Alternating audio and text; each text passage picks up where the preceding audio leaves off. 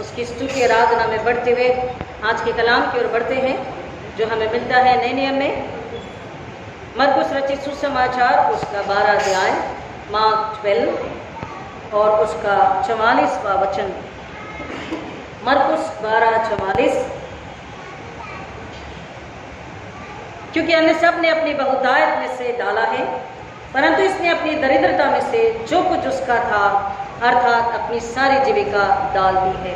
प्रभु परमेश्वर अपने वचन के पढ़े और सुने जाने पर आशीष दे। आमीन। आइए दुआ करें। खुदा शुक्रगुजारी में पाक और मददगार के जरिए फिर एक बार आपसे मांगते हैं, आपकी बुद्धि आपकी समझ रूहानी भूख और प्यास से हमें भर दीजिए। मेरे होठों का अग्नि से छूकर पवित्र आत्मा की बुद्धि समझ शब्द दीजिए। हम सुनकर समझकर विश्वास करके आपके लिए फल लाने वाले खुदा आज के बाद आपको कबूल हो और हम आपकी आशीष से लबरेज एक और रूह को बचाने के लिए आपके कदमों में हो, ऐसा होने दीजिए। मांगते यीशु मसीह के नाम में आमीन।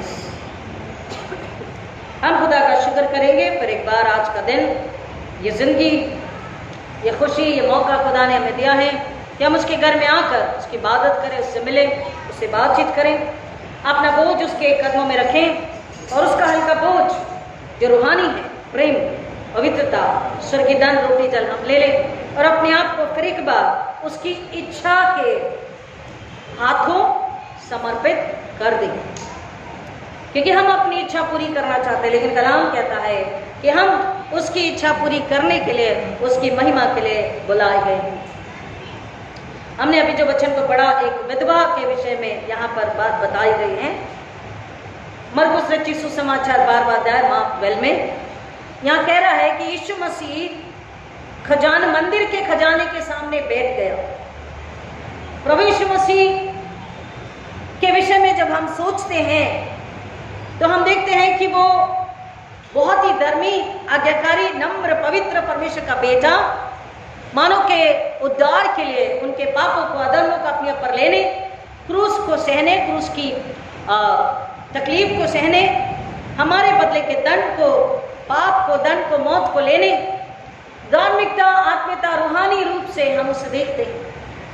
और यहाँ पर एक अलग ही वर्णन चित्रित है जिसे हम कभी कभी हमें ताज्जुब होता है कि यीशु मसीह क्यों मंदिर के खजाने के सामने बैठे थे। और ये बात हमें समझाती है कि प्रभु यीशु मसीह जो कौन है, राजा है, या वह परमेश्वर का बेटा, वह बेटा, हमारा राजा, हमारा गुरु, हमारा रबी, हमारा सर्वे सर्वा, सब कुछ। क्योंकि कलस्टियों कहता है उसमें, उसी की वजह से, उसी की बात सब कुछ सिरजा गया है, सब कुछ उसी का है। तो वो देखने के लिए, ऑब्जर्व करने के लिए कि लोग किस तरह से खुदा के घर में उसके कामों के लिए, उसकी सेवा, उसकी खिदमत के लिए, जरूरतमंदों के लिए किस तरह से उसके कदमों में रखते हैं, देते हैं। इसलिए वो मंदिर के खजाने के सामने बैठ गया। ये नहीं कि उसे पैसों की जरूरत थी, ये नहीं कि वो गिनकर अपने घर लेकर जाने वाला था,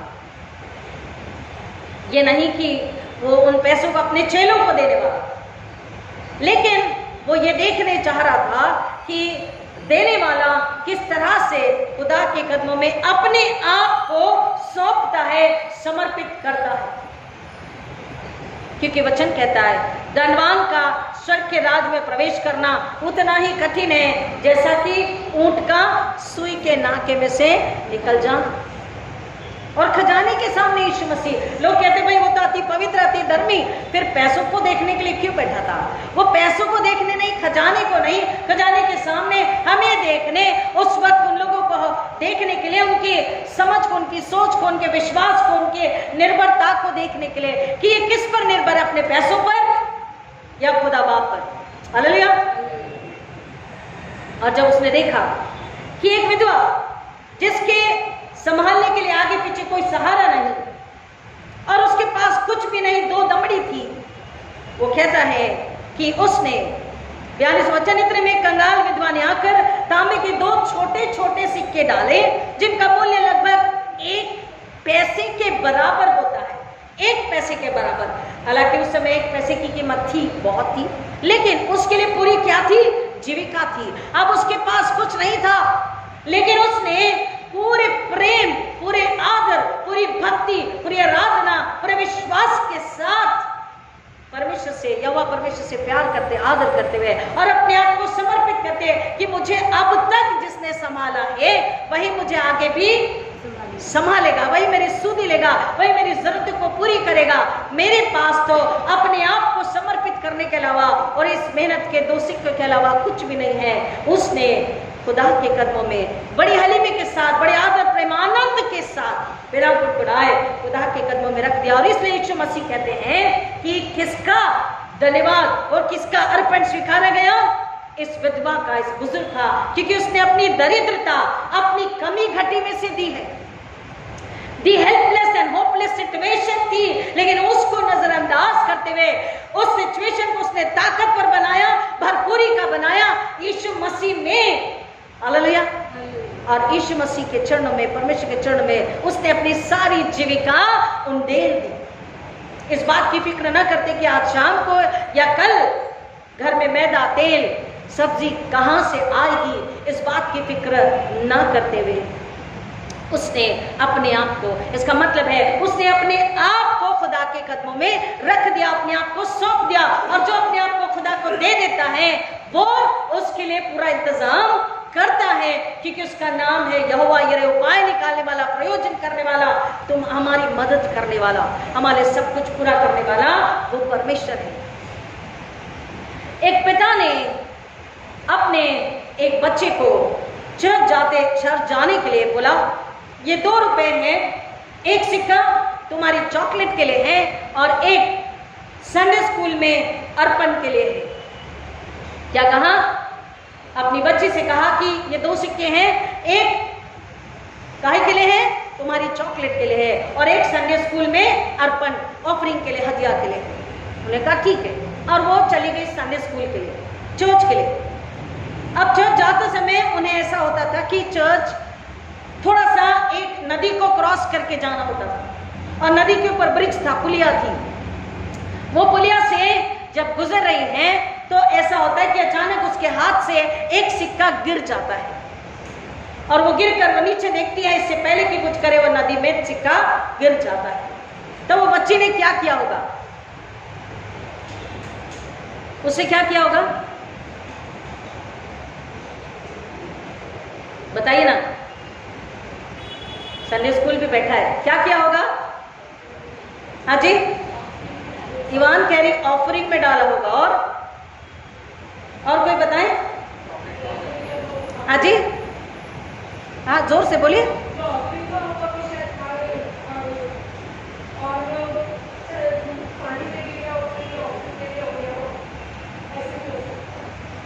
हम भी ऐसे ही करते ना, जैसे सिक्का गिरा ऊपर देखा, ओ खुदा आपका सिक्का तो गिर गया। क्या बोला उसने? आपका सिक्का तो गिर गया। इसका मतलब अंडरस्टूड है, ये एक मेरा चॉकलेट का है।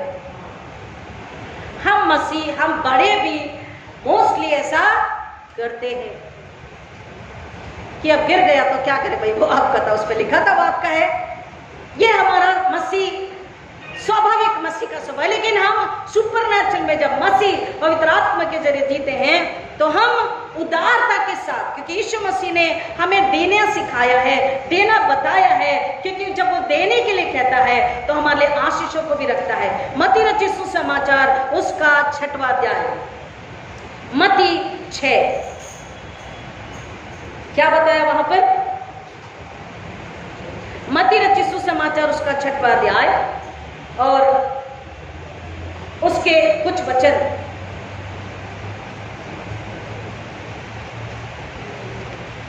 मत्ती 6:1-3, सावधान, तुम अपनी धार्मिकता के कार्य मनुष्य को दिखाने के लिए न करो, अन्यथा अपने स्वर्गीय पिता से कोई भी प्रतिफल प्राप्त ना करोगे। सबसे पहले तो वो कह रहा है कि सदूकी फरूसी वाली धार्मिकता ना हो, जैसा उन दान देने वालों की थी। उस विधवा की जो धार्मिकता, उस विधवा को जो विश्वास था, वो तुम्हारा होना चाहिए। इसलिए जब तू दान करे, यीशु मसीह ने हर बात के लिए हमें शिक्षा दी है, ताकीद दी है। किसी बात में हम ये नहीं कह सकते अरे हमें नहीं पता, हमें नहीं सिखाया गया, हम नहीं कह सकते। बाइबल में हर एक बात का है। क्या कहना? इसीलिए therefore, इसलिए जब तू दान करे तो अपने आगे तुरही मत बजवा, जैसे पाखंडी लोग सभाओं और गलियों में करते हैं कि लोग उनका सम्मान करें। मैं तुमसे सच सच कहता हूँ कि वे अपना प्रतिफल पूर्ण रूप से पा चुके हैं।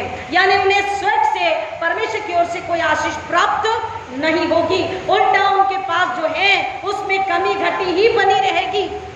क्योंकि वो कहता, दिखावटी कौन करते हैं? पाखंडी, सदूकी, फरूसी करते हैं। आगे कह रहा, परंतु जब तू, कौन? परमेश्वर के लोग, मसीह के लोग, जब तू दान करे तो तेरा बायां हाथ जानने न पाए कि तेरा दाहिना हाथ क्या कर रहा है। यूथ के बच्चों से बोलो, चर्च में बैठो, बाद में उठा लेना। जाओ, लवजीत, लकी, सरमन होने तक चर्च में बैठो, बाद में उठाओ। क्या कह रहा वचन? जब तू दान करे तो तेरा बायां हाथ जानने न पाए कि तेरा दाहिना हाथ क्या कर रहा है। जब भी हम खुदा के कदमों में अपने धन्यवाद को, स्तुति को, भेंट को, समर्पण को, डोनेशंस को, धन्यवाद को रखें, तो कहता है कि वो तेरा दाहिना हाथ, यानी कि तेरी आत्मा और पवित्र आत्मा, तेरी आत्मा, तू और तेरा खुदा, तेरा प्रभु यीशु मसीह स्वर्ग में बैठा, ये वह परमेश्वर प्रभु यीशु मसीह, उसे ही पता होना चाहिए कि तेरे दिल में क्या है, तेरी रूह, तेरी आत्मा में क्या है। अब तो किस तरह से, कितना नहीं, किस तरह से, क्योंकि जब किस तरह से देना चाहते हैं, हमारे अंदर वो उदारता, वो आदर, वो भक्ति और वो प्रेम परमेश्वर यीशु मसीह के लिए होगी, तो अपने आप कितना, यानी कि क्वांटिटी अपने आप बढ़ जाती है। हालेलुया, आमीन। हमारा देना जैसा है वैसे ही अपने आप संख्या बढ़ती जाती है, जीरो आगे बढ़ता जाता है। कह रहा है, जब तू दान करे तो तेरा बायां हाथ जानने न पाए कि तेरा दाहिना हाथ क्या कर रहा है, जिससे तेरा दान गुप्त रहे और तेरा पिता जो गुप्त में देखता है तुझे प्रतिफल देगा। Late Reverend Paul Wagner, Reverend doctor Paul Wagner, जिन्होंने भारत में अपनी सेवा शुरू करी और वो सेवा करते करते उदगीर कमाल नगर में आए। हम सभी जानते हैं उदगीर कमाल नगर में रेवरेंड पॉल वैगनर के नाम से स्कूल है, पूरी कॉलोनी है, चर्च है, आज भी है। और आज भी उनके जो ग्रैंड चिल्ड्रन है वो अब भी कुछ मदद को बेचते हैं। लेकिन भारत में पहले अमेरिका से जो फंड आता था, अमेरिका से जो मदद आती थी, हम सभी जानते हैं, लेकिन कुछ सालों बाद ऐसा हुआ कि भारत को कहीं और से मदद आना बंद हो गई। और इसलिए जो सुसमाचार सुनाया गया, और सुसमाचार सुनाने के बाद जिन जिन लोगों ने मसीह पर विश्वास किया, वो केवल शहरों में तो नहीं थे, चेन्नई, केरल, बैंगलोर, दिल्ली, बॉम्बे, पुणे, वो गाँव में भी, बहुत ही इंटीरियर भागों में, इंटीरियर क्षेत्रों में, इतना ग्रामीण क्षेत्र कि जहां पानी मिलना मुश्किल है, जहां बिजली मुश्किल है, ऐसी जगहों पर सुसमाचार जब फैला, लोगों ने ईमान लाया, यीशु मसीह पर विश्वास किया, और वो यीशु मसीह के हुजूरी में जब बैठने लगे तो 1 से 2, 2 से 4, 10, 20 लोग पढ़ने लगे, इबादत करने लगे। तो इबादत के लिए, उनकी सेवा के लिए, उनकी खिदमत के लिए जो सेवा देते मिशनरीज, उनके जरूरतों के लिए पॉल वैगनर ने उन्हें सिखाया कि हम जो होम मिशन है, होम मिशन का, होम का मतलब घर, हमारे घर में अगर कोई भूखा प्यासा नंगा है, अगर कोई बेघर है, कोई तकलीफ में, कोई जरूरत में है, हमारा अपना, तो हम क्या करते हैं? मदद करते हैं ना। 100 है तो 50 तो देते हैं, 2 रोटी तो 1 तो देते, 1 है तो आधी देते। अपने भाई बहनों को, अपने दूर के रिश्तेदारों को हम क्या करते हैं? मदद करते हैं, क्योंकि वो हमारे घर का है।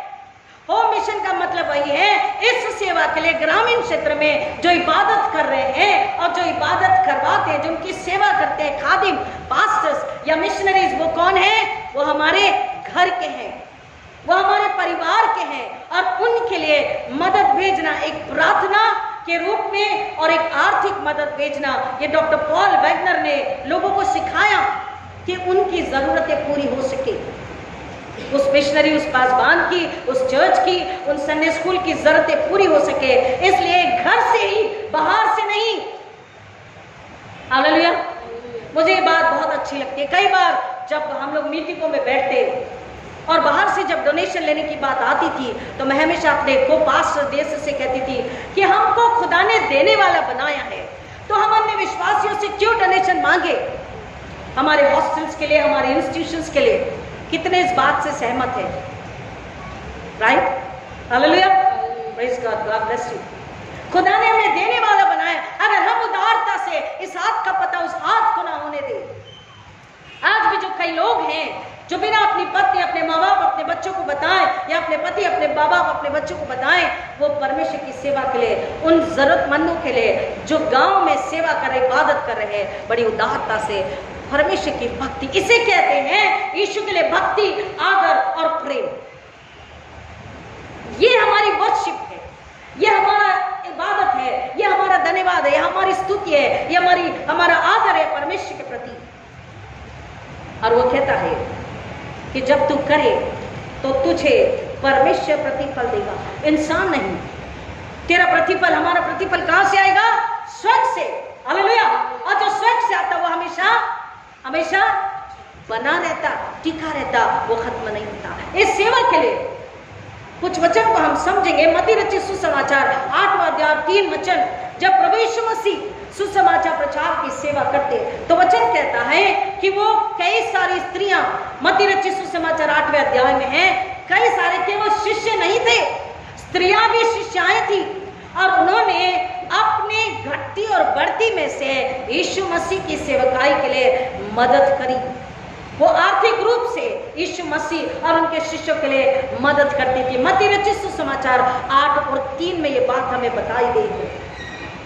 यीशु मसीह की सेवकाई के लिए उन महिलाओं ने भी क्या किया? आर्थिक मदद करी। ना केवल प्रार्थना, ना केवल वचन का सुनना, लेकिन आर्थिक मदद उन्होंने करी। इब्रानियों की पत्री 13:16 में कहता है, पर भलाई करना और उदारता मत भूलो, क्योंकि परमेश्वर ऐसे ही बलिदानों से प्रसन्न होता है। How we can please God? हम यहोवा परमेश्वर यीशु मसीह को कैसे प्रसन्न कर सकते हैं?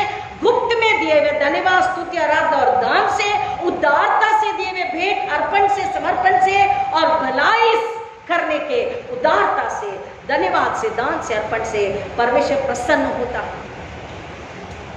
अगर हमने अपनी गवाही नहीं भी दी, अगर अपनी बढ़ती घटती को नहीं भी बताया, अगर हमने गीत नहीं भी गाया, अगर हम कमेटी के मेंबर्स भी नहीं है, लेकिन आत्मा और सच्चाई से, उदारता से भलाई करना हम नहीं भूलते हैं, परमेश्वर की महिमा लेकर के आते हैं, तो वो कहता है ये बलिदान किसे प्रसन्न करता है?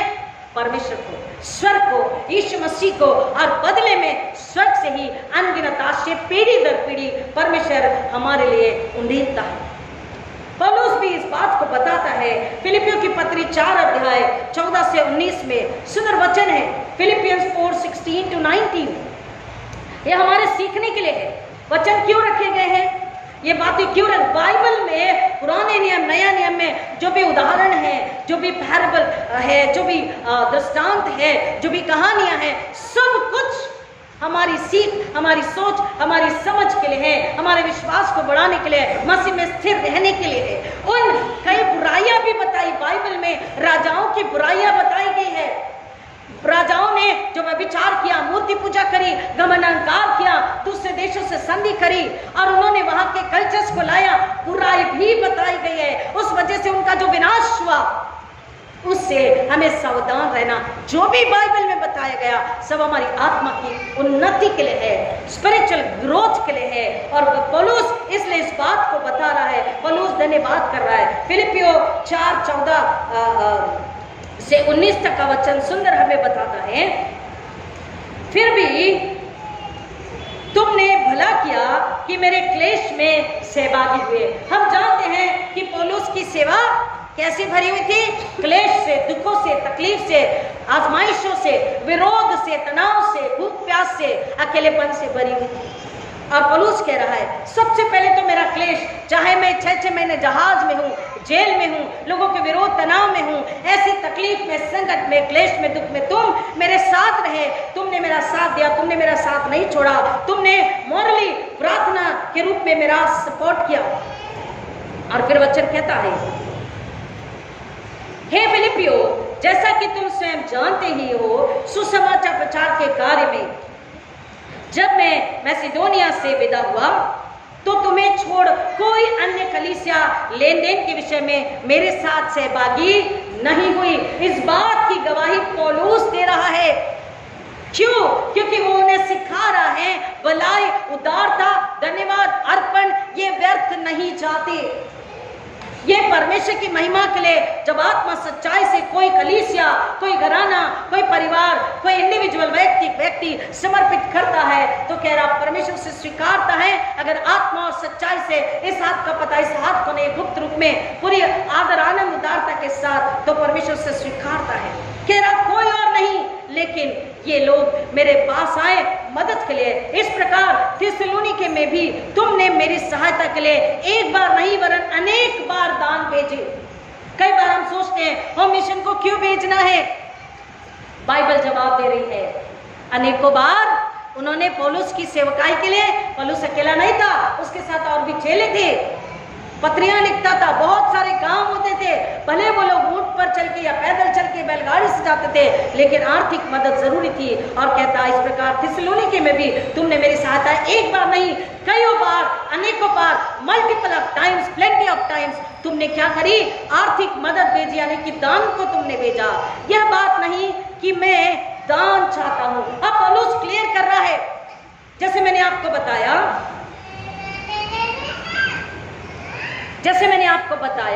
कि यीशु मसीह मंदिर के खजाने के सामने दान लेने नहीं बैठे थे, राइट? वैसे ही पौलुस कह रहा ये बात नहीं है कि मैं तुम्हारा दान चाहता हूं, वरन ऐसा फल चाहता हूं जो तुम्हारे लाभ के लिए बढ़ता जाए, आत्मिक लाभ के लिए, तुम्हारी आंसू के लिए, पीढ़ियों की आंसू के लिए, शैतानी हमलों से, रुकावट की, दरिद्रता की, कर्जे की, कमी घटी की दुष्टात्मा से बचने के लिए, विश्वास में, ईमान में बढ़ने के लिए, यीशु पर विश्वास करके, यीशु पर निर्भर रह के हमारी जीविका का सब कुछ इंतजाम वही पूरा करता। ये विश्वास और एक रूह के विश्वास को बढ़ाना, आत्मिक लाभ, आत्मिक उन्नति, विश्वास में बढ़ना। पौलुस कहता मैं ये चाहता हूं। हालेलुया।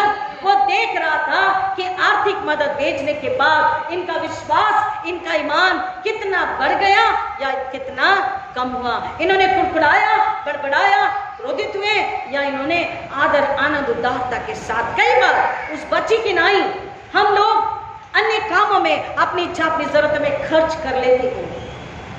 हम अपनी दवाई में कमतरता नहीं छोड़ते, अपने खाने पीने, अपने शौक में कमतरता हम कभी नहीं छोड़ते। लेकिन जब जहां परमेश्वर स्वयं मसीह यीशु सुसमाचार की बारी आती है, हम थोड़ा सा सोचते हैं, हम थोड़ा सा ढीले पड़ जाते हैं, और फिर हम खुदा से पूछते हैं क्या बात है, मेरी आशीष क्यों रुकी हुई है, खुदा मुझे क्यों नहीं मिल रहा, मैं कब से मांग रहा हूं, मुझे क्यों नहीं मिल रहा, मेरे घर में, मेरी कमाई में, मेरे रसोई में, मेरे बिजनेस में बरकत क्यों नहीं है, बिजनेस ठप क्यों पड़ा हुआ है, नौकरी में समस्या क्यों है। पौलुस कह रहा है यही आत्मिक लाभ, आत्मिक बुद्धि, आत्मिक समझ, आत्मिक आशीषें और पीढ़ी दर पीढ़ी की बरकत, जैसे जो ज़ोर की बारिश आती है और देखिए 2 मिनट इतनी तेज आती है कि बहा ले जाएगी, लेकिन 2 मिनट में बारिश बंद हो जाती, लेकिन जो धीमे धीमे रिमझिम बारिश होती रहती है, 8 दिन 15 दिन कंटिन्यू, वो जमीन को सींचती है, गीला करती है, बीज को लेने योग्य बनाती है, उपजाऊ उस जमीन को बनाती है। वैसे ही कह रहा रिमझिम रिमझिम बरकतों की बारिश हर पल, हर दिन, हर महीने, हर वर्ष, पीढ़ी दर पीढ़ी तुम्हारे जीवन में बनी रहे। ये लाभ पौलुस उन्हें सिखाना, बताना चाह रहा था। मैं ये नहीं कि मैं दान चाहता हूं, पर ये चाहता हूं कि तुम ऐसा फल लाओ जो तुम्हारे लाभ के लिए बढ़ता ही जाए। There should be plenty of growth in your all the blessings. आमीन। पौलुस ये बताना चाह रहे हैं मेरे पास सब कुछ है और बहुतायत से है। हालेलुया। उसकी गवाही क्या है, मेरे पास सब कुछ है और बहुतायत से है। क्योंकि जब दुआ करता और जेल के दरवाजे वैसे ही टूट जाते हैं, दुष्ट आत्मा वैसे ही निकल जाती है। कह रहा मुझे मेरे पास सब कुछ और बहुतायत से मतलब मेरा यीशु, बोले ना हालेलुया, मेरा यीशु देने वाला, सृष्टि सिरजने वाला मेरे अंदर है, स्वर्ग मेरे अंदर है, इसलिए मेरे पास सब कुछ है और बहुतायत से है। लेकिन मैं तुम्हें तुम्हारे आत्मिक लाभ के लिए कहता हूं कि तुम इसमें बढ़ते जाओ। तुमने एपफ्रोदितुस के हाथ से जो दान भेजा उसे पाकर मैं संतुष्ट हूं, अर्थात उदारता से, बिना कुड़कुड़ाए, बिना बताए, बिना बड़बड़ाए तुमने सेवा के लिए जो किया, इसलिए मैं खुश हूं, संतुष्ट हूं। I am satisfied that my children, पौलुस कहता तुम मेरे बच्चे हो जिनको सुसमाचार सुनाया, ना केवल शागिर्द अपोस्तल, लेकिन जितनों सुना कहता तुम मेरे आत्मिक बच्चे हो। और वो कहता मैं खुश हूं कि मेरे बच्चे आत्मिक उन्नति कर रहे हैं, और कहता तुम आर्थिक उन्नति में भी बढ़ते जाओ। ये मेरी दुआ है, ये मेरी इच्छा है। कहता है कि मेरे पास सब कुछ अब बहुतायत से है, परंतु तुमने जो दान भेजा है वो भी पाकर मैं संतुष्ट हूँ। क्यों? क्योंकि जैसे यीशु मसीह ने उन देने वालों की आत्मा को देखा, धनी और वो विधवा, वैसे कह रहा मैंने देते समय तुम्हारी आत्मा को देखा है कि तुमने भलाई उदारता प्रकट करी है परमेश्वर के लिए, यीशु मसीह के लिए। पुनरुत्थान की बातें लोगों तक पहुंचे, इसलिए यीशु का प्रेम, the gospel of life, the gospel of life लोगों तक पहुंचे, इसलिए तुमने उदारता से दिया है, भलाई की है, सच्चाई और प्रेम है। ये भक्ति मैंने देखा और इसलिए मैं संतुष्ट हूँ, मैं परमेश्वर का धन्यवाद करता हूँ। कहता वह तो मनमोहक सुगंध और ग्रहण योग्य बलिदान है जिससे परमेश्वर प्रसन्न होता है। वो क्या है? जो उन्होंने दान भेजा वो नहीं, उनकी, यीशु मसीह क्या कह रहे? तुम्हारी उदारता, तुम्हारी भलाई, तुम्हारी सच्चाई, तुम्हारा प्रेम, तुम्हारा आदर वचन के लिए, परमेश्वर के लिए। दाहिने हाथ का पता बाएं हाथ को न होना, बिना कुड़कुड़ाए। कह रहा है ये ऐसा है जो कि सुगंध परमेश्वर को जो पसंद आती है, परमेश्वर को जो खुश करती है, वह तो मनमोहक सुगंध और ग्रहण योग्य बलिदान है जिससे परमेश्वर प्रसन्न होता है। दान बलिदान नहीं है, उनकी भक्ति, उनका आदर, उनका प्रेम, उनका विश्वास, उनका परमेश्वर के लिए भय, प्रेम, ये वो कह रहा है। वो क्या है? That is the actual sacrifice. Hallelujah. वो सच्चा बलिदान है, वो सच्ची कुर्बानी है, वो सच्चा देना है कह रहा है, और उससे खुदा प्रसन्न होता है क्योंकि वो परमेश्वर को मनमोहक सुगंध और ग्रहणियों के बलिदान जान पड़ता है, उससे परमेश्वर प्रसन्न होता है। हमें इस बात का ख्याल रखना है कि मैंने किस तरह दिया है कि मेरा खुदा पाकरू जो हमें देखता है वो खुश हो, वो प्रसन्न हो, पवित्र आत्मा खुश हो। परमेश्वर और पवित्र आत्मा जब बात करे तो बोले हाँ, मेरे बेटे का, मेरी बेटी का, मेरे घरानों का, मेरी कलीसिया का, मेरे बच्चों का देना मनमोहक सुगंध है और ग्रहणियों के बलिदान है। खुदा कहना चाहिए कि मैं प्रसन्न हूँ। हालेलुया। हमारे लिए खुदा की ये बात हम तक पवित्र आत्मा के जरिए पहुंचाई जानी चाहिए। मेरा परमेश्वर, और अब जब परमेश्वर हमारे देने से, हमारी नीयत से, हमारी सोच, हमारे विश्वास, हमारी निर्भरता, आदर, भक्ति, प्रेम, बलिदान से, त्याग से, उस विधवा की नाई जो दो दमड़ी थी वो भी जीविका प्रभु के चरणों में रखती, जब खुदा उससे प्रसन्न होता है तो हमें खाली नहीं रखता। आगे का वचन कहता है मेरा परमेश्वर भी अपने उस धन के अनुसार जो महिमा सहित मसीह यीशु में है तुम्हारी प्रत्येक आवश्यकता पूरी करेगा। यहाँ पर धन, वेल्थ की भी बात है, but not only the wealth, सिर्फ धन नहीं, लेकिन वो कैसा धन है? कैसा है? It is full of glory. Hallelujah. It is full of glory, कह रहा महिमा सहित, फुल ऑफ ग्लोरी। इसका मतलब है पीढ़ी दर पीढ़ी, पीढ़ी दर पीढ़ी, पीढ़ी दर पीढ़ी, पीढ़ी दर पीढ़ी, मसीह के आने तक उस घराने में कमी घटी नहीं होती, दरिद्रता, कर्ज नहीं होते, उधार लेना नहीं होता, मांगना नहीं होता, बरकत बरकत बरकत होती है। क्योंकि गीत है, अभी जस्ट याद आया, बरकत और इज्जत और जय तेरी हो, और जय तेरी हो, और जय तेरी हो, बरकत और इज्जत और जय तेरी हो कि तू ही तकबर है। ये हम संडे स्कूल में गाते थे, जस्ट याद आया बरकत से कि बरकत और इज्जत कहां से है? स्वर्ग से है। तख्त पर कौन है?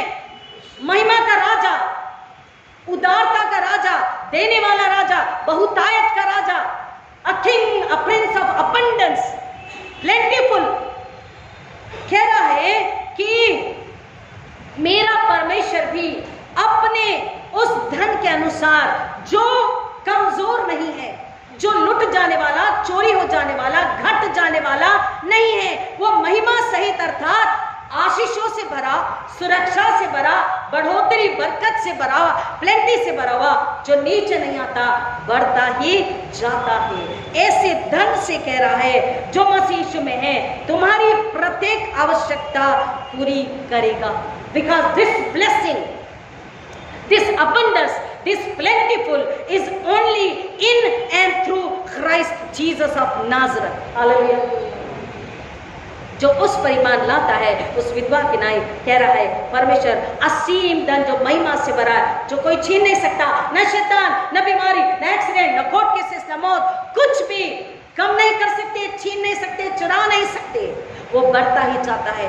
थोड़े से में, दाल आटे में, थोड़े से तेल में, थोड़े से पैसों में कहता बरकत होती है। और पुराना नियम हमें यही सिखाता है, परमेश्वर का वचन बता रहा कि हमारा विश्वास, हमारी भक्ति, हमारे बलिदान, हमारा देना उसको जब प्रसन्न करता है तो बहुतायत की आशीष हमारे जीवन में बनी रहती है। हमारी आवश्यकता कह रहा वो स्वर्ग से पूरी करता, क्योंकि तख्त पर, सिंहासन पर केवल एक ही बैठा है, वो है मसीह यीशु। हालेलुया। तो हमारे परमेश्वर पिता की महिमा युगानुग होती रहे, आमीन। वो कह रहा है महिमा के योग्य परमेश्वर प्रभु यीशु मसीह वही है, और हमको उसकी महिमा के लिए अपने आप को समर्पित करना है। 1 कुरिन्थियों 3:8 बोलता है हर एक व्यक्ति अपने परिश्रम के अनुसार अपनी मजदूरी पाएगा, अपने ही परिश्रम के अनुसार अपनी ही और अपनी ही द हार्ड वर्क क्या है? क्योंकि जब हम देते हैं, अपनी जीविका को उंडेल देते हैं, तो ये भी एक कष्ट है कष्ट है ना। उस जीविका को उस विधवा ने उंडेल दिया, न शाम का सोचा, न दूसरे दिन का, न पूरी आने वाली बाकी जिंदगी का कैसे होगा।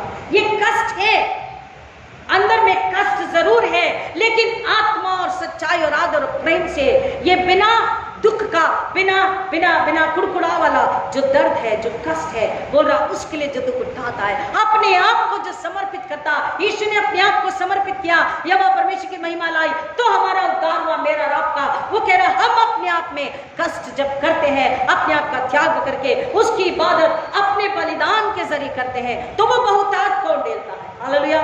और अगर हम ऐसा कष्ट करते हैं, ऐसी सेवा करते हैं, ऐसा देना हमारा है, तो कह रहा है हम वैसी ही प्रतिफल को, मजदूरी यानी रिवॉर्ड, मजदूरी मतलब रिवॉर्ड, जैसा हम उसके लिए बोएंगे वैसा ही प्रतिफल को हम पाएंगे। और इसलिए वो चाहता है बिना बताए, बिना कुड़कुड़ाए, बिना दिखाए, आत्मा में प्रार्थना और देना हमारा ऐसा हो कि किसी को पता नहीं, लेकिन केवल परमेश्वर को पता हो, और वो उसको कबूल करे और दुगनी चौगनी आशीष हमारी झोली में उंडेल दे।